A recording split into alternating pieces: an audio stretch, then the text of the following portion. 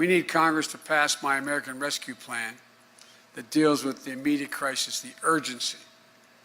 Now, critics say my plan is too big, that it costs $1.9 trillion. So that's too much. Well, let me ask them, what would they have me cut? What would they have me leave out? Should we not invest $20 billion to vaccinate the nation? Should we not invest $290 million to extend unemployment insurance for the 11 million Americans who are unemployed so they can get by while they get back to work? Should we not invest $50 billion to help small businesses stay open when tens of thousands have had to close permanently? Should we not invest, and by the way, they make up half the employment in America.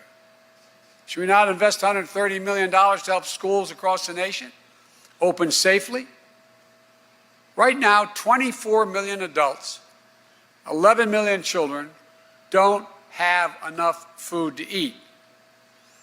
And unless you think I'm exaggerating, think of those scenes you've seen on the television with cars lined up which seem like miles to wait to have someone put a box of food in their trunk. People who never, ever, ever, ever, ever, ever thought they would need help. And through no fault of their own, they're in that circumstance.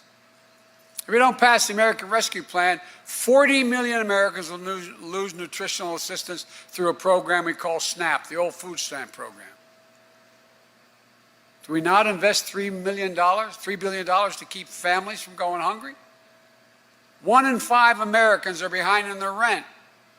1 in 10 are behind in their mortgages. How many people do you know that will go to bed tonight staring into the ceiling and say, God, what is going to happen if I don't get my job, if I don't have my unemployment check? What's happened to me? I'm losing my health insurance. What do I do?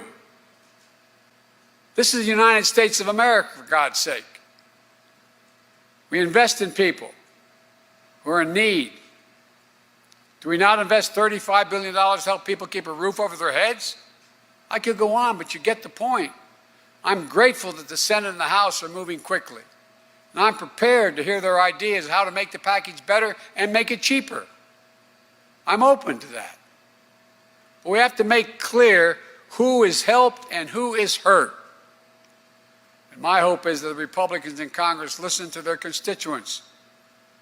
According to the polls, there is overwhelming bipartisan support. The vast majority of the American people, more than 70% of the American people, with all the polls you all conduct, including the majority of Republicans, want us to act and act big and quickly and support the plan. Major economists, left, right, and center, say we should focus on smart investments we can make now in jobs and our people to prevent long-term economic damage to our nation and to strengthen the economic competitiveness going forward. In fact, an analysis by the Wall Street firm Moody's estimates that if we pass my American Rescue Plan, the economy will create 7 million jobs this year. This year. We've also been in constant contact with mayors and governors, county officials, members of Congress, both parties.